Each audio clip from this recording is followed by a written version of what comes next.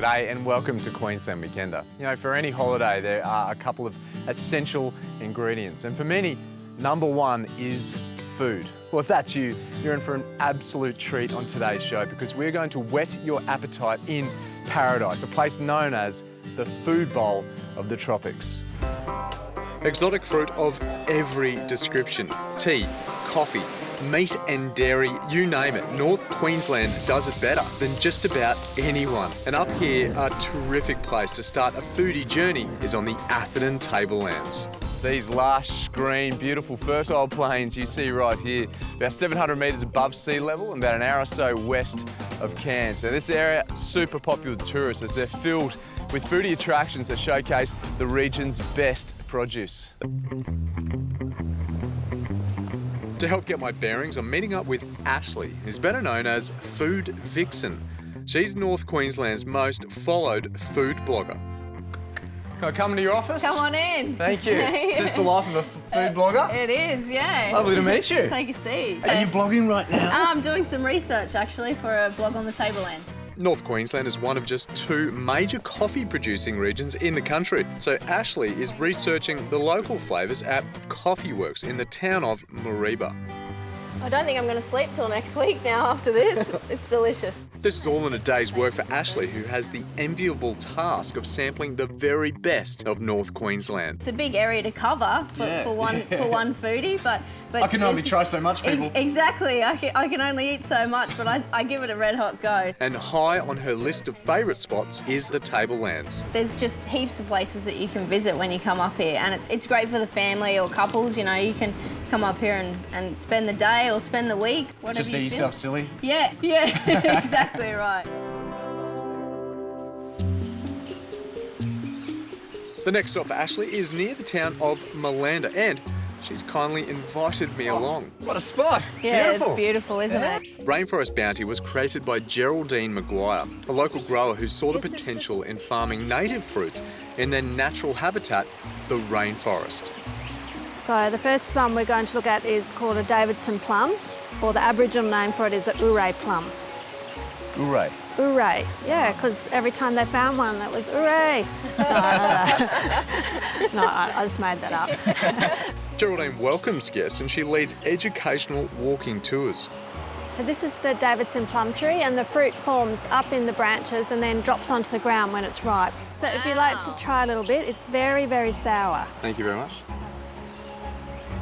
Oh. No Ouray. Wow, that's sour. It's very sour. Oh, even on lemon would go, man, you're sour. Yeah. These fruit use it as a natural mechanism to stop being attacked by all the things that want to eat it. Well, they've done a good job because I don't want to eat it. Great job, there you go, yeah. Farming natives might not be as large an industry as, say, bananas, but its roots go much further back.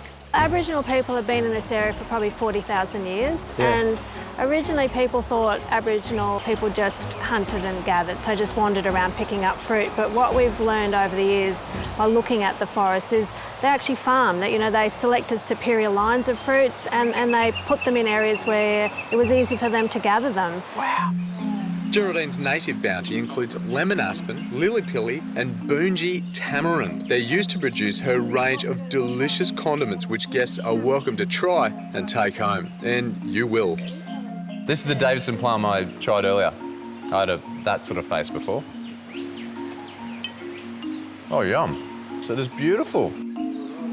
So this is a lemon aspen and lime pickle, so with beautiful Indian spices. I'm going to have to take some of that home, I think. To learn how to use her condiments in everyday cooking, Geraldine also runs a cooking school and hosts events. She's thought of everything. Hey, so you're going to be writing about all of these things? Yeah, well, yeah, I've got to go home now and put the final touches on my blog. Can't wait to read it. Yeah. Thanks, Food Vixen. Thanks, mate. Good to see you. See ya. Food Vixen's blog about the Tablelands and her experience shooting with our crew has just been uploaded, and it's a fun read for sure. So visit our Facebook page for the link. Amazing producers.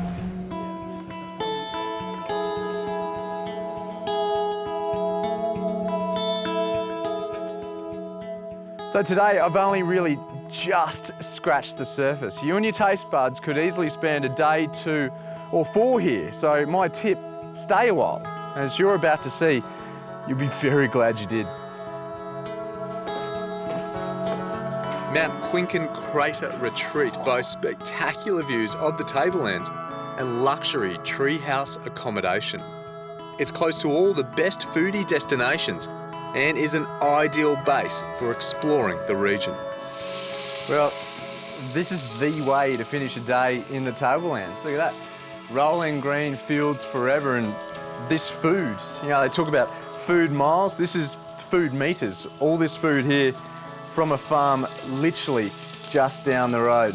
Well, stick around, because after the break we dive a little bit deeper into what is fast becoming foodie heaven.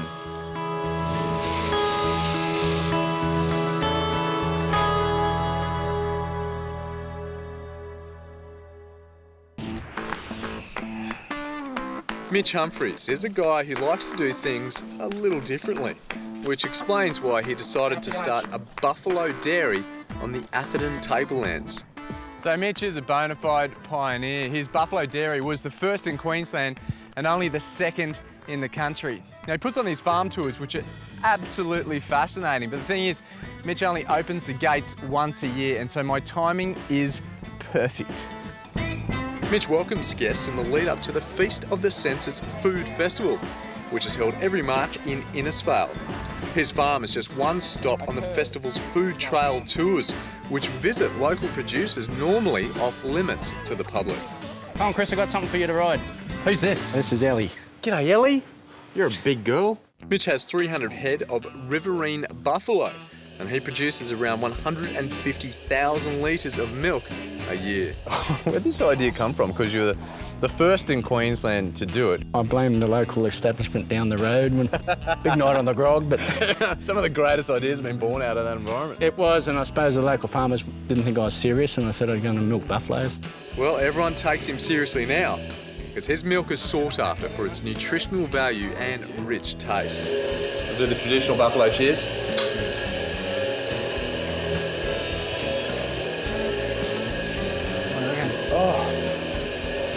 Have a taste, that is so creamy. Mitch's buffalo milk is used to produce award-winning mozzarella cheese. And seeing as we're here...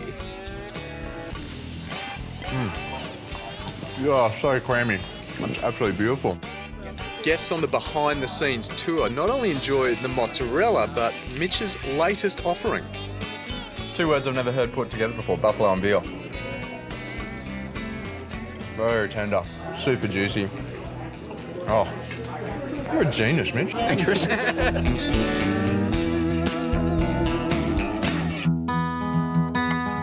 Another great stop on the Feast of the Senses food trail is Broken Nose Vanilla. You'll find it outside the town of Mirrawinny near Innisfail. It was created by Fiona and Matt. They decided 12 years ago to follow their dreams and swap their city jobs for a life on the land, and it's been quite an adventure. But the juice is worth the squeeze with North Queensland, isn't it? Oh, absolutely. I mean, we're still here. You know, 2 major cyclones, a few little ones, a few other challenges along the way, and we're still here. So I think, you know, people do come and go, but I hope we've done our rite of passage. I think you have 12 years. Last year they harvested almost 100 kilograms. Now that mightn't sound like a lot, but in vanilla farming, that is quite the haul. See how this one's just starting to go yellow? Yes. That one's almost ready to pick. If I took a bite of that now, what would it taste like? Disgusting. It's pretty, it'd be, unpleasant. Once picked, the vanilla is processed for 3 months. Wow. It's got a really different smell, doesn't it? A real aroma. Then it's ready to use in their delicious range of products. They're available from their website and in gourmet stores around Queensland. And one of their most popular is, of course, the pure vanilla extract. Yum. It's like a nice little liqueur, actually. Yeah. Hello. It's actually quite good with vodka. Cancel my afternoon. And I couldn't go home without trying the caramelised balsamic vinegar with its sneaky vanilla infusion. Oh, I like you. What's your name? What would you do with that? It's a question. I'm curious. Yeah, I would probably just put it on my fist and lick it, I think, would be my first bet. And to finish, vanilla fudge. I'm done. That is amazing. Who made this one? Fiona? That was me. Thank you. That's amazing. Stay with us, folks. After the break, I'm heading to Innisfail to cook up some snapper on the barbie. You'll have your own cooking show soon. Before enjoying the sweet taste of the Feast of the Senses Food Festival. It is like a big bowl of pudding. It's beautiful. Yum.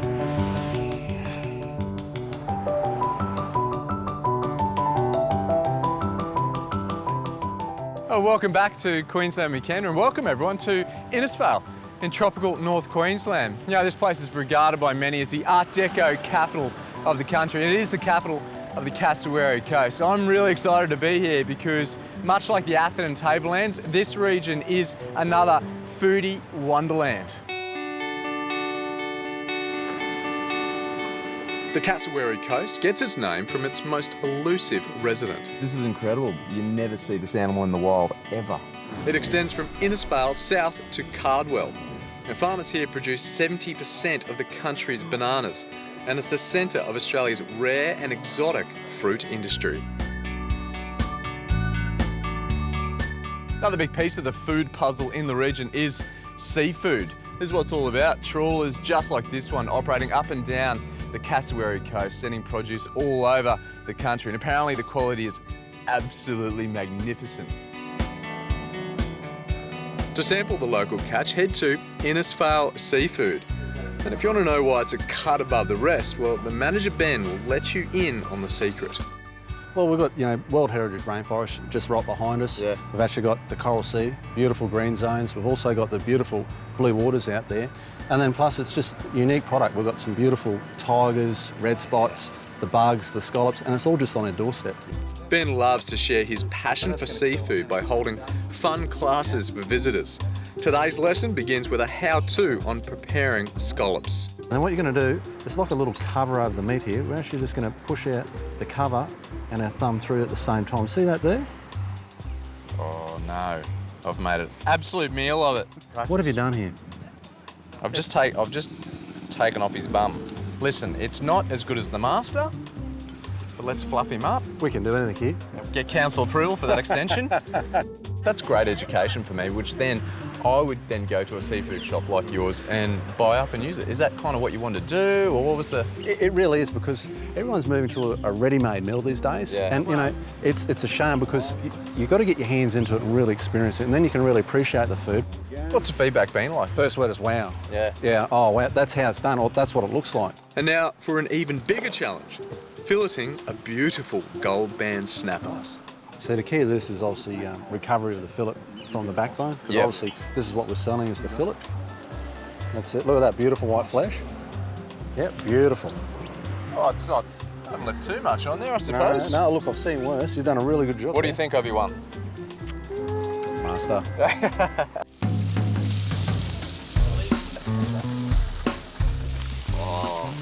Listen to that noise. This is the best part of the class. I'm against some amazing tulies by this man on my right-hand side. We get to eat some of the freshest seafood around. That is amazing. Are you getting some of that? Let me just wash some over to you. Yeah. Oh. I'm melting in your mouth. Well, the room is insured, everyone. Cassowary Coast seafood. Unbelievable. Thank you, Ben. So good. I will have another.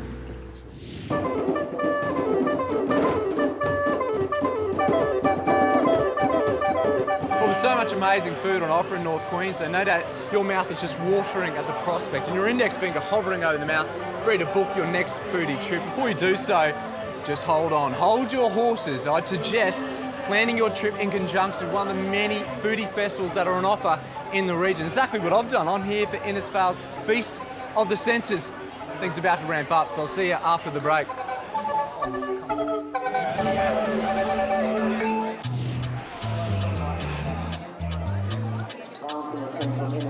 North Queensland has plenty to be proud of. The Daintree Rainforest, the Great Barrier Reef, the Cowboys, the list goes on. Well, let's add one more to the list. It's an incredible amount of exotic fruits and the produce on offer. And to celebrate its foodie credentials and to pay homage to its producers, the North boasts a lineup of amazing food festivals throughout the year, like Feast of the Senses.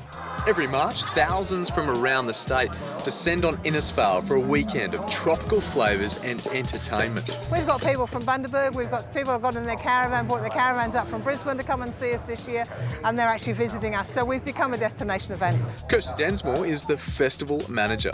How do you feel now that you see smiling faces of people eating the exotic fruits? How does that make you feel? I love it. I love Market Day, I love the buzz of it. Market Day sees around 100 stalls set up shop offering local produce in a myriad of vibrant colours. So something the region is really renowned for is their exotic fruits. They've got more than 80 different varieties, including the biggest fruit I've ever seen in my entire life, the jackfruit. They grow bigger, apparently. And then you've got the king of all fruits for its taste, not its smell, the durian. If you give Bob and Michael a buck, you can guess its weight. Just one of these is worth $30. So here we go.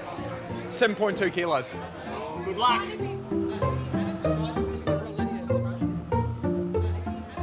Thank you, Xavier. Cheers, mate. So not getting a banana smoothie in the banana capital of the country is like not getting a steak in Rockhampton or getting a wave at the Gold Coast. The foodie fun isn't confined to the main street. It also spills into the waterways.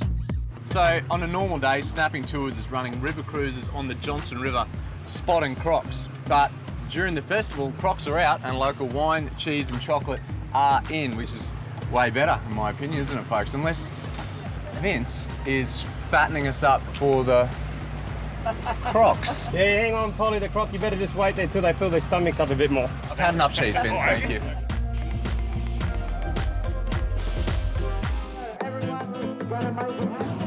The organisers of the festival have gone all out this year as they're vying for, wait for it, a world record attempt.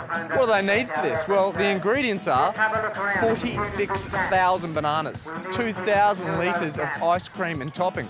What are they trying to make? I hear you ask. Well, what else would you be trying to make in the Cassowary Coast and the banana capital of Queensland? Then, the world's longest banana split. So whose crazy idea was this? Well, it was Kirsty's, the festival manager. We always wanted to do a world record, and we didn't really know what to do. We always lamented the fact that we have no banana splits on menus. So I googled the two one day and found the existing record. It was set in the US in 1988 and stands at 7.7 kilometres. Today, the goal is 8. Thank you very much. Good luck, you'll do it. I hope so. Hundreds of people have showed up to lend a hand. Guys like local Dave Greener. Oh, mate, it's a big boost for the region. We get a lot of people coming from out of town for the Feast of the Senses already. So this sort of thing's always very well welcomed by the local community, especially the banana farmers too, because they have a tough enough time with the climate. Mate, if I lived here, I'd be way fatter than you. My belly'd be right out here, but look at you, you athlete. I suppose it's hot enough that you sort of trim down pretty quickly, don't you? Yeah, you don't need a sauna here, eh? Locals aren't the only ones chipping in. Here's a familiar face all the way from Melbourne. Aussie TV favourite, Peter Russell Clark.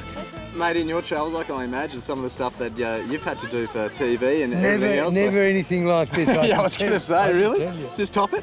Yes, it does. So from a bona fide foodie, how are you finding the produce in tropical North Queensland? Are the only herb, the largest herb known to man, but they're the only food that our body can exist on without anything else. So it's got everything that our body needs except water. We've missed you. All this kind of knowledge, fantastic. Well, it's a pity that you and others haven't, because I think you and I are the only ones.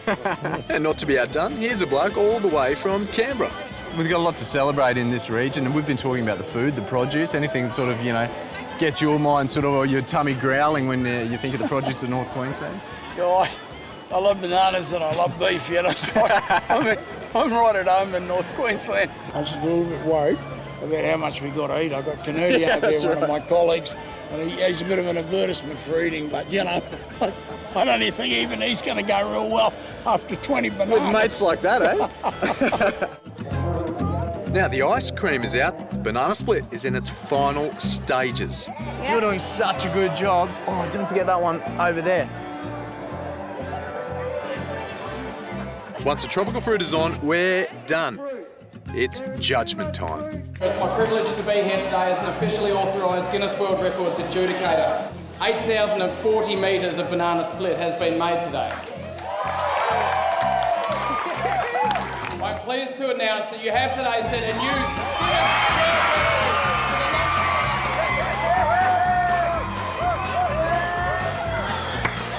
Oh, it's awesome. That's what it cost. That's what it cost. Feast of the Senses will be on again next March. It's just one event on a menu of fantastic foodie celebrations held throughout the year in North Queensland. And when in Innisfail, we stayed at the Barrier Reef Motel. It's comfy, close to everything, and I can't recommend it highly enough. One quick little reminder to add, and that's to bookmark our webpage. You can also keep up with us on Facebook and Instagram. 3 other great websites we frequently use are Queensland.com, RACQ and the Queensland Rail Travel websites. What a great way to finish our trip. I literally got goosebumps after hearing that announcement. You know, one of the stipulations of the world record attempt is that there can be no wastage, which means that I've got to finish the world's longest banana split on my own. So that is all we have time for on Queensland Weekend. I hope you enjoyed the show. We'll see you next time. Here we go, Chris.